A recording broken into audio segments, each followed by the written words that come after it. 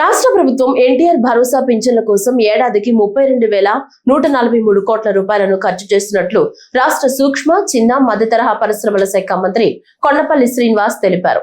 శాసనసభ ప్రశ్నోత్తరాల సమయంలో ఎన్టీఆర్ భరోసా వితంతు పింఛన్ అంశంపై సభ్యులు అడిగిన ప్రశ్నలకు మంత్రి సమాధానం ఇచ్చారు. దేశంలో ఎక్కడా లేని విధంగా రాష్ట్రంలో పింఛన్లు అందిస్తున్నామన్నారు.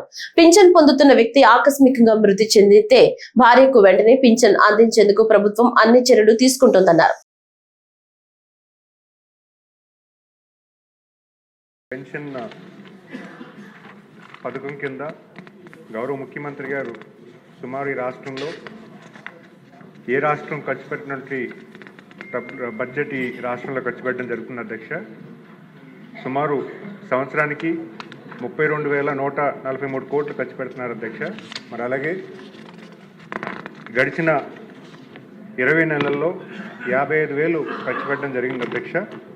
అంటే సగటున నెలకి 2,754 కోట్లు ఖర్చు పెడుతున్నారు అధ్యక్ష. మరి అలాగే 2019 నుంచి 24 మధ్య గత ప్రభుత్వంలో 5 సంవత్సరాల నిమిత్తం 93,245 కోట్లు ఖర్చు పెడుతున్నారు అధ్యక్ష. సగటున 1,554 కోట్లు అధ్యక్ష. అంటే కూటమి ప్రభుత్వం వచ్చిన తర్వాత నెలకి 1,200 కోట్లు అదనంగా ఈ ప్రభుత్వం ఖర్చు పెట్టడం, పెన్షన్ ద్వారా ఖర్చు పెట్టడం చేయడం జరుగుతుంది అధ్యక్ష. ఆర్టీజీఎస్ డేటాబేస్ నుంచి సర్వే చేస్తే మొదటగా నవంబర్ 2023 నుంచి ఆ రోజు డేట్ వరకు ఫస్ట్ సర్వే చేస్తే సుమారు 50,000 మంది పెన్షన్స్ రాగా దానికన్నా ముందు ఇంకా చాలామందికి ఇవ్వలేదని ప్రభుత్వం దృష్టికి వచ్చింది అధ్యక్ష. ఇప్పుడు వెంటనే మేము ఆర్టీజీఎస్ డేటాబేస్ సర్వే చేసి సుమారు 3 లక్షల మంది గతంలో పెన్షన్ తీసుకున్నటువంటి వ్యక్తి చనిపోయి ఉన్నారు. వాళ్ళు భార్యలకు ఇంకా పెన్షన్ రావట్లేదని డేటాలో మాకు తెలిసింది అధ్యక్ష.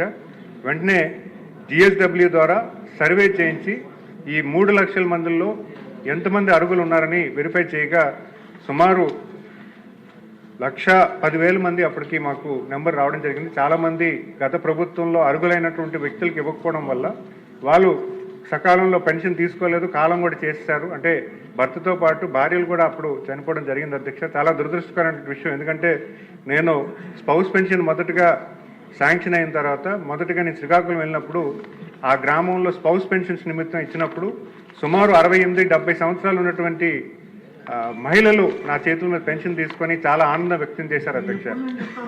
2019 నుంచి ఏదైతే స్పౌస్ పెన్షన్ ఉన్నాయో ప్రభుత్వం పరంగా అన్నీ కూడా క్లియర్ చేయడం అధ్యక్ష.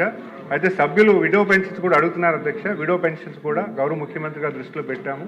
అయితే గత ప్రభుత్వంలో చేసుకున్నటువంటి కొన్ని 6 స్టెప్ వాలిడేషన్ అని, హౌస్ హోల్డ్ సర్వే అని కొన్ని ఇబ్బందుల వల్ల దానికి వచ్చినటువంటి అంటే అప్రూవల్ ప్రాసెస్ అనేది కొంచెం వెరిఫై చేస్తున్నాం అధ్యక్ష. దాని మీద కొంత టైం ఇస్తే ఖచ్చితంగా గౌరవ ముఖ్యమంత్రి దృష్టిలో పెట్టి ఖచ్చితంగా దాన్ని అమలు చేసేదాకా మేము పనిచేస్తామని తెలియజేస్తున్నాం.